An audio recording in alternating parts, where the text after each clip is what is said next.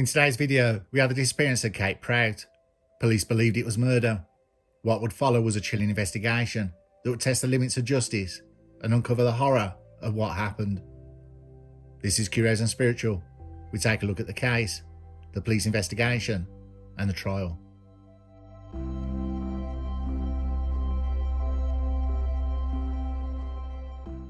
In the heart of Gloucestershire, surrounded by rolling pastures, dense woodland, and postcard-perfect countryside, stood Redhill Farm, a 276-acre estate nestled in Red Marley, Habitat.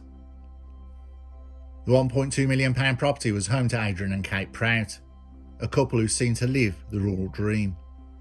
Adrian, a successful businessman, was a landowner. He operated a pipeline enterprise and ran a commercial pheasant shoot on the farm.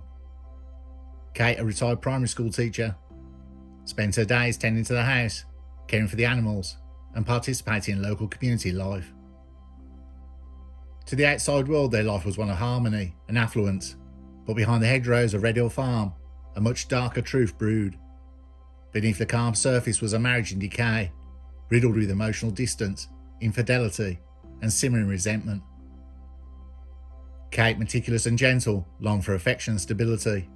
Adrian, reserved and increasingly cold, drifted further into isolation and secrets. Their relationship began to fray visibly by 2006. Friends noted Kate's subdued demeanour. Her diary painted a picture of growing unhappiness. She felt ignored, described herself as useless, and noted that Adrian saw her only as a meal ticket with no children to bind them. The couple teetered on the edge of separation. Still, Kate held on to the hope that things might improve. Redhill Farm had become a prisoner's sorts for her. The vast estate, once a dream retreat, now symbolised her isolation. She found little solace in her surroundings and spent increasing time writing in a journal, detailing the growing chasm between her and Adrian. Yet she maintained the daily routines of farm life, her resilience concealing the extent of her suffering. The estate itself was more than a home. It was the crown jewel of Adrian's identity. Redhill Farm represented his success and was central to his self-image. He had invested in commercial pheasant shooting, turning parts of the estate into managed woodlands filled with game birds. Visitors, including high-profile guests, would join shoots that day to elevate Adrian's social standing. However, beyond the business veneer, cracks in his personal life widened. Kate found herself increasingly excluded from the financial and operational decisions.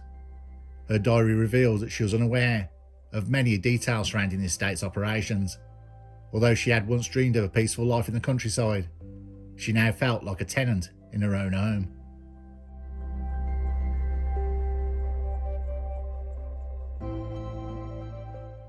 On November 5th, 2007, Kate Prout vanished. That morning, she made a phone call to her bank, an ordinary task that would become extraordinary in hindsight. It would be her last known communication. Days passed without any sign of her. On November the 10th, Adrian reported her missing, telling police she had left in an argument. He suggested she had vanished to wind him up, portraying her as temperamental and prone to sudden disappearances. From the start, Adrian's story raised red flags. There was no sightings, no phone activity, no financial transactions by Kate after her disappearance. Her dog, a devoted companion, was left behind. Uncharacteristic for someone known for a deep love of animals. Her car remained untouched, her phone was at home. The pieces just didn't add up. Gloucestershire Constabulary launched an investigation of unprecedented scale. Redhill Farm's vast grounds were combed by search teams. Sniffer dogs, forensic teams, and thermal imaging cameras found no trace. Police soon realised this was not a simple case of a woman walking away from her life. There was no evidence to suggest she had planned any kind of escape. Kate had not taken money, a passport, or any belongings. Interviews with friends and family revealed that she was making plans for the future. A future that did not include Adrian. The farm became the focus of intense scrutiny. Dozens of officers searched barns, outbuildings, and dense woods surrounding the pheasant pens. A specialist team was brought in to search the slurry pit, fearing that Kate's body would have been disposed among pig waste. Still, there was no trace. Despite exhaustive searches and public appeals, Kate had vanished without leaving a single clue behind. Adrian, cold and composed, insisted he had nothing to do with it, maintaining an air of calm detachment that deeply disturbed investigators.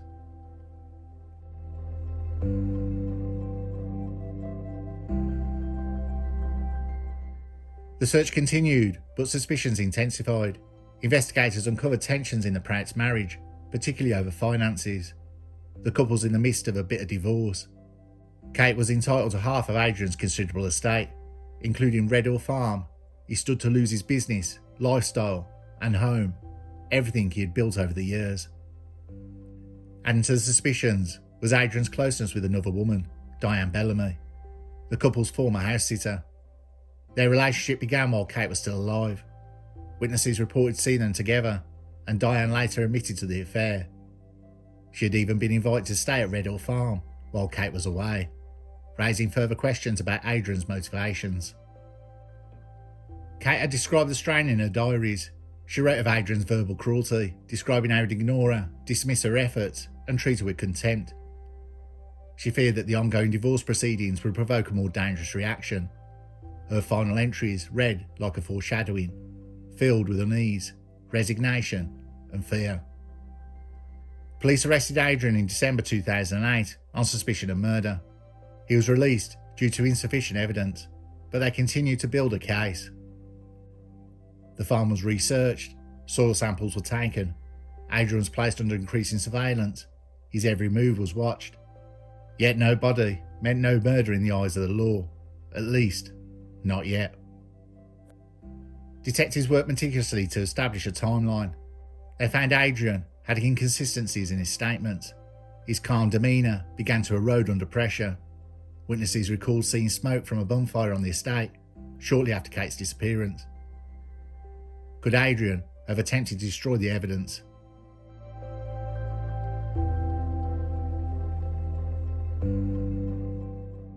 In 2010, Adrian Prout stood trial at Bristol Crown Court, charged with Kate's murder.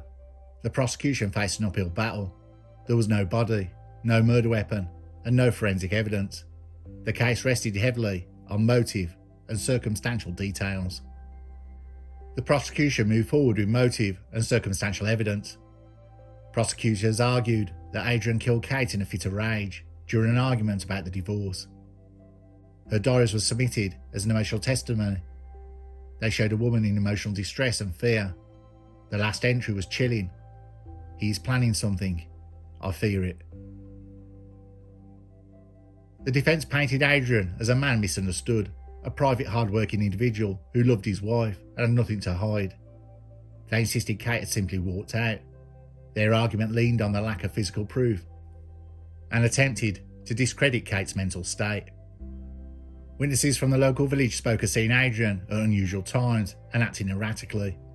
A friend recalled Adrian's statement that if he lost the farm in the divorce, he would rather see Kate dead than give it up. The atmosphere in the courtroom was heavy with unease. There was a sense of tragedy and injustice. After a tense trial, the jury reached a 10-1 majority verdict. Adrian was found guilty and sentenced to life imprisonment, with a minimum term of 18 years.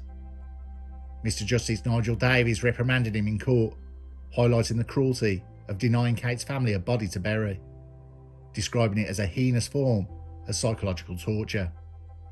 Legal analysts later praised the Crown Prosecution Service for securing a conviction without a body. It was one of the few cases in British history where a murder conviction had been secured under such conditions. The case would go on to be studied in law schools for its reliance on circumstantial evidence and psychological profiling.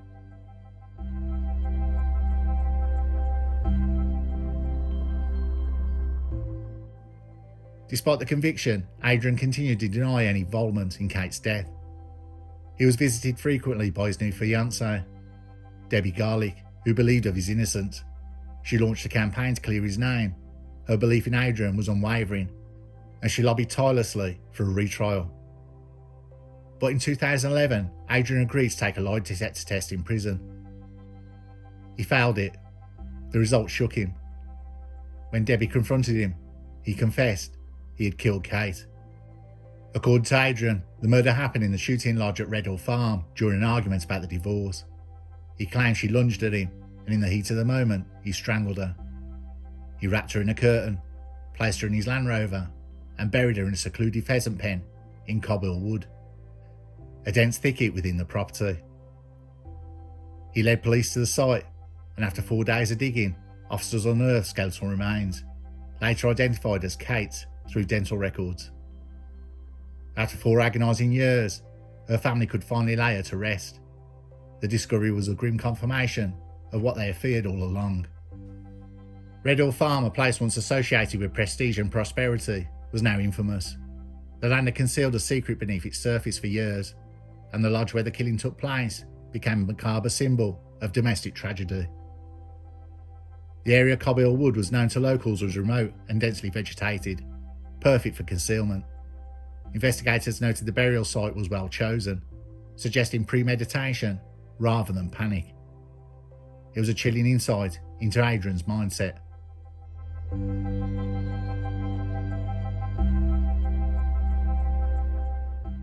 Redhill Farm was more than a crime scene. It was a character in a tragic narrative, that place where Kate had sought peace and refuge, only to find betrayal. The expansive grounds, barns, pheasant pens and woodlands that once served as symbols of Adrian's success became haunting reminders of his crime. The pheasant pen in Cobhill Wood, where Kate's body lay hidden, was an isolated part of the property. Officers found her remains under heavy clay soil, well concealed. The lodge where the killing occurred was part of the farm's commercial shoot. Visitors who once attended hunting parties there had no idea it had become infamous for murder. Locals began to associate Redhill Farm with eerie silence and ghostly sadness. Eventually sold, the farm's new owners made changes, but the land's dark history lingered. Neighbours often spoke of the sense of sorrow that hung over the area like a mist. Some believed the land itself had absorbed the weight of what had occurred. Kate had cared deeply for animals on the farm. She loved the rhythms of country life. Her absence was felt not just by people, but by the routine she had helped maintain. The house, once warmed by her presence, became a hollow shell.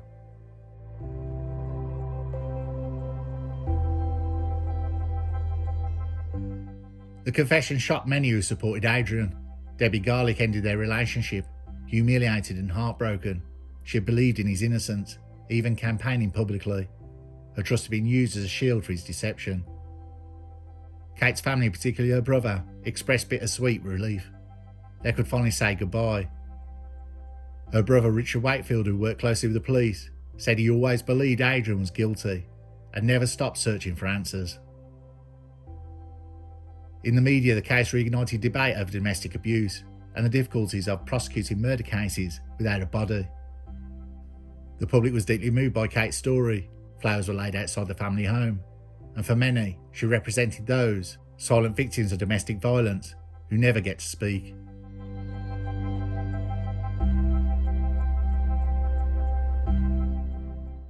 The Prout case changed the way many viewed emotional abuse. Kate had never gone to the police. She had no bruises to show. Her suffering was mental, emotional, and ultimately fatal. The persistence of Gloucestershire Police was widely praised. They never stopped pursuing justice. Their work, despite the lack of forensic evidence, helped convict a killer. The case became a model for investigating no-body homicides. In prison, Adrian was reportedly a model inmate after his confession, but he was transferred multiple times due to safety concerns. He never attempted to appeal his conviction after admitting the crime.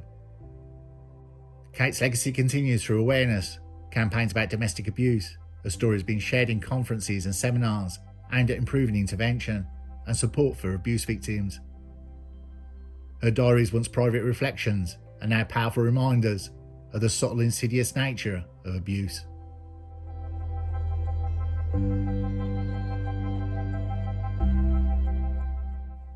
Kate Prout was more than a victim. She was a sister, a friend, a teacher. She loved animals and nature.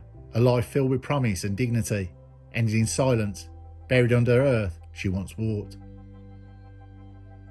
The justice system caught the killer, but justice came slowly. Her story is a warning.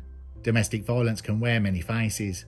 Silence can kill, and the truth, though buried, can eventually rise. Her grave, once thought as an impossibility of ever finding it, now stands as a place for remembrance and peace.